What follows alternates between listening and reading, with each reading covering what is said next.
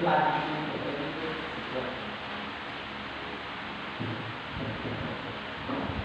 pagi semuanya. Pagi.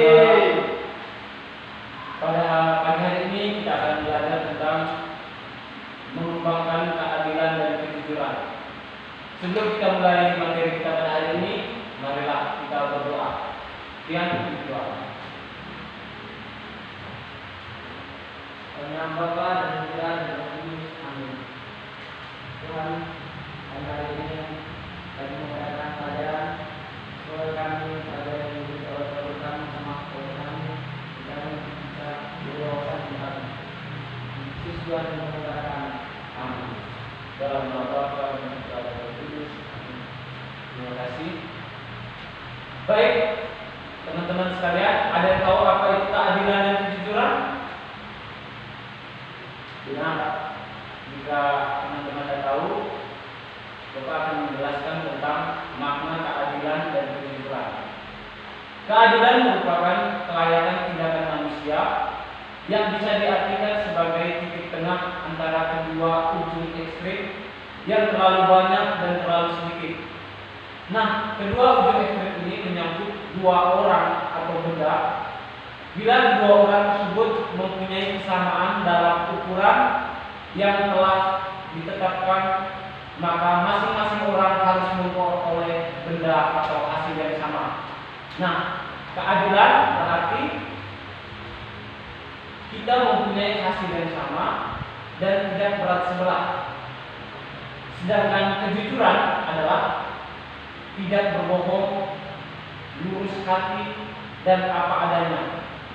Jujur berarti tidak curang dan mengikuti aturan yang berlaku. Nah, semua kehidupan manusia, modal pertamanya adalah kepercayaan.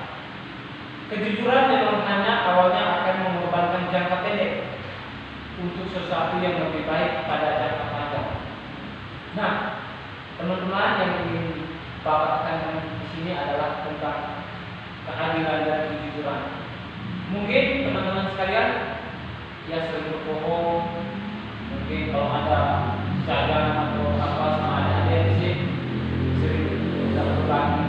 Nah, dengan adanya pelajaran ini maka kita semua diajarkan untuk saling adil dalam segala hal, jujur dengan orang tua, jujur dengan teman-teman.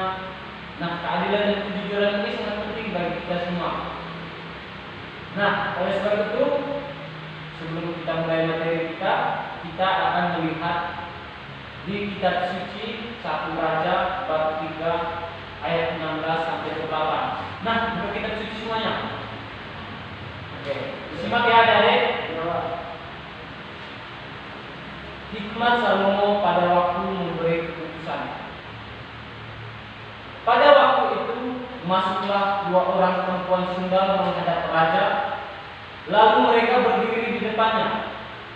Kata perempuan yang satu, "Ya tuanku, aku dan perempuan ini diam dalam satu rumah, dan aku melahirkan anak.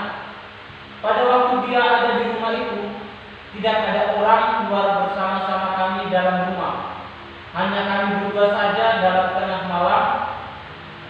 Dalam tengah malam dia bangun, lalu mengambil anakku dari sampingku.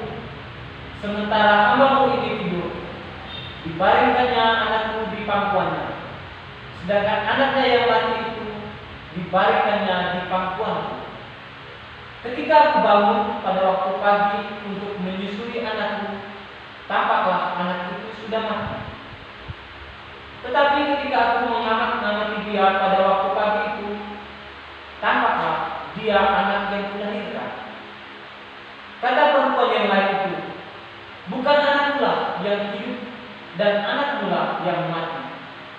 Tetapi perempuan yang pertama berkata pula, "Bukan, anakkulah yang mati dan anakkulah yang hidup." Begitulah mereka bertengkar di depan raja. Lalu berkatalah raja, yang seorang berkata, "Anakkulah yang hidup ini dan anakkulah yang mati." Yang lain berkata, "Bukan, anakkulah yang mati dan anakkulah yang hidup." Sesudah itu raja berkata, "Ambillah lalu dibawa pedang ke depan raja. Kata raja, "Penggalah anak yang hidup itu menjadi dua, dan berikanlah setengah kepada yang satu, dan yang setengah lagi kepada yang lain." Maka kata perempuan yang mempunyai anak yang hidup itu kepada raja, sebab timbullah belas kasihannya terhadap anaknya itu.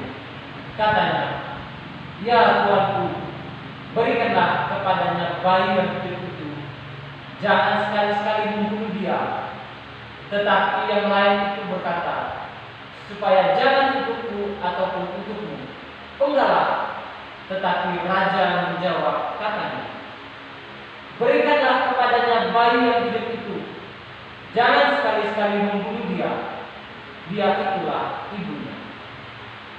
Ketika seluruh orang Israel mendengar keputusan hukum yang diberikan raja, maka takutlah mereka kepada raja, sebab mereka melihat bahwa hikmat daripada Allah ada dalam hatinya untuk melakukan keadilan. Nah, adik-adik, perikop ini sangat menarik bagi kita semua untuk kita resapi, untuk kita dalami dalam kehidupan kita masing-masing. Nah, Bapak ingin bertanya kepada kalian semua, jelaskan tindakan adil yang dilakukan Salomo. Ada yang masih ingat tak cerita dari kitab suci tadi?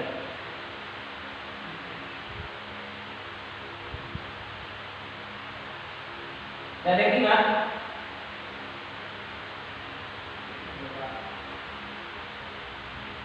Lalu apa makna keadilan yang dilakukan oleh Raja Salomo? Apa makna keadilan bagi kita?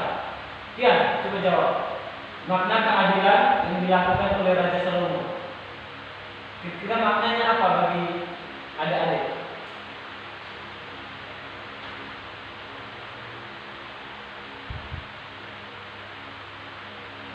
Imam, ada yang tahu makna keadilan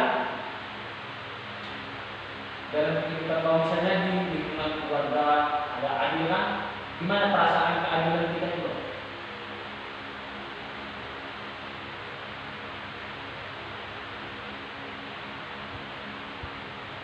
Sandro, makna keadilan? Sebenarnya apa makna keadilan yang dilakukan oleh Raja Salomo?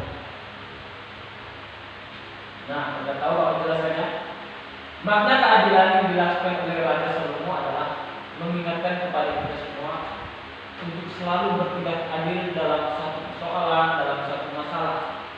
Nah, tindakan adil ini sangat penting bagi kita. Oleh sebab itu, kita semua harus bertindak adil. Nah, pertanyaan yang ketiga, apa makna keadilan yang dikehendaki wanita atau ibu dari bayi yang mati? Tadi yang pertama dijelaskan bahwa ibu yang satu menjawab, "Jangan memenggal kepala anak bayi itu, tetapi berikanlah kepada dia." Tetapi yang satu berkata, "Penggalah anak bayi itu, supaya dua-duanya tidak bisa memiliki." Nah, makna keadilan yang dikehendaki wanita itu apa bagi kita?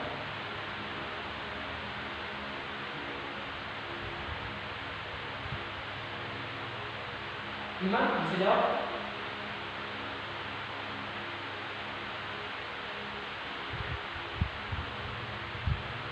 Ya, tidak ada. Nah, makna keadilan yang dikehendaki wanita itu adalah saling berbagi. Padahal dia ini ibu dari bayi itu, tetapi dia merelakan bayi itu dimiliki oleh ibu yang satu. Tetapi dengan hikmat Tuhan, Raja Salomo diberi kebijaksanaan untuk melihat masalah itu dan akhirnya memutuskan bahwa bayi itu milik ibu yang satunya. Nah, pertanyaan yang terakhir ya, sebutkan 4 hal yang dapat kamu lakukan di lingkungan sekolah, di lingkungan keluarga maupun di masyarakat dalam mengupayakan menegakkan sikap jujur dan adil. Nah, kira-kira Upaya apa yang kamu lakukan ketika berada di lingkungan keluarga untuk menegakkan keadilan dan kejujuran? Coba sebutkan salah satu contoh. Kejujuran, ya coba. Kejujuran di tengah-tengah keluarga, misalnya dengan orang tua. Contohnya jujur seperti apa ya? Misalnya bapak suruh pergi beli rokok atau beli jajan, mungkin uang 1.000 2.000 pas selipkan dikocekkan, itu merupakan tindakan yang tidak jujur. Nah, sebenarnya makna tindakan yang jujur itu yang seperti apa? Kalau ada uang yang apa? Ya, lanjut. Kalau misalnya ada yang bisa diselesaikan di project kepada orang-orang. Ya, bagus. Sandro, kira-kira makna kejujuran kira-kira di tengah-tengah keluarga seperti apa? Misalnya kalau ada panggilan di sekolah dan kau bohong, itu jujur atau tidak? Ya, Nah, sebenarnya sikap yang jujur seperti apa? Coba Sandro jelaskan.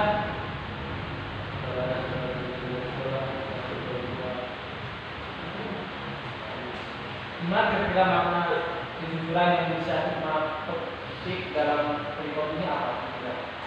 Contohnya misalnya orang tua suruh latihan sport, contohnya gimana jalan-jalan, itu merupakan tindakan jujur atau tidak? Nah, sebenarnya tindakan jujur yang seperti apa?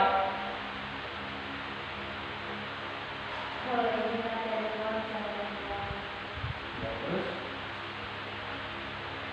apa lagi? Kira yang bisa kau terapkan di lingkungan keluarga, masyarakat, dan jujur seperti apa?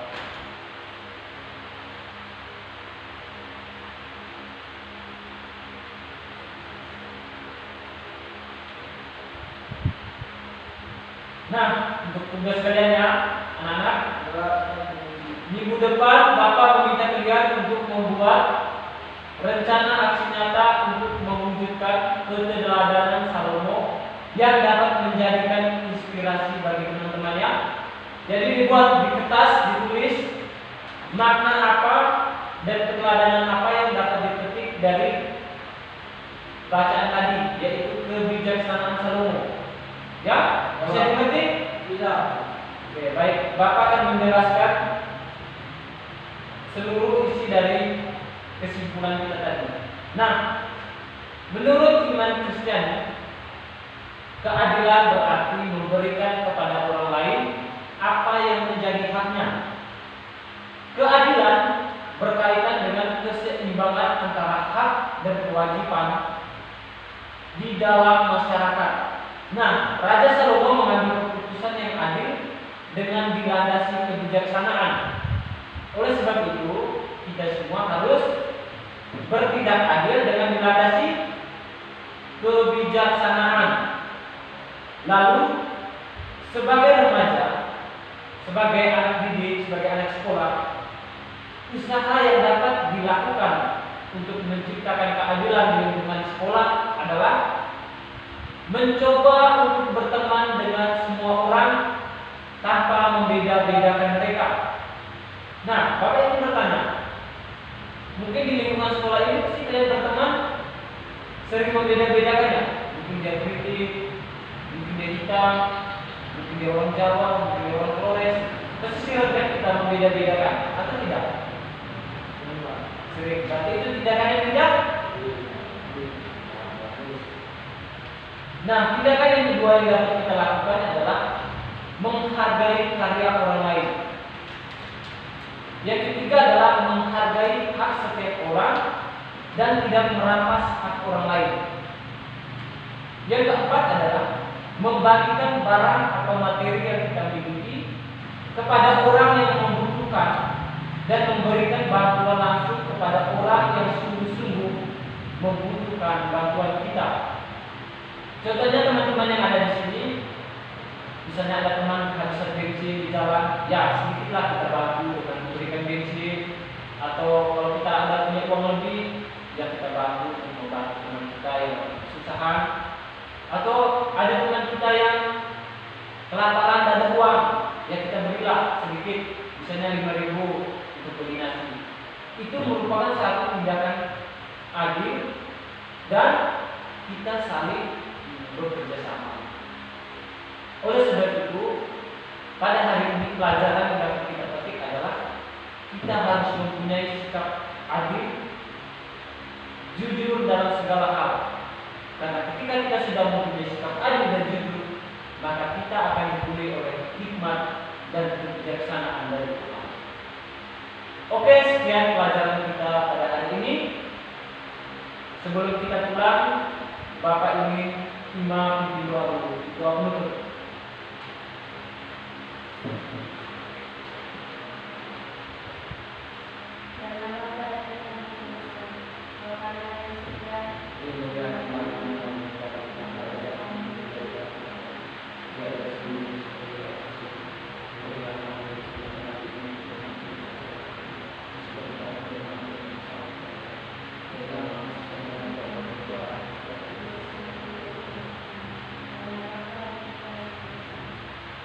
Terima kasih anak-anak. Selamat siang. Siang Pak, Pak Pandu. Dan musik. Ayo makan. Ayo Cok.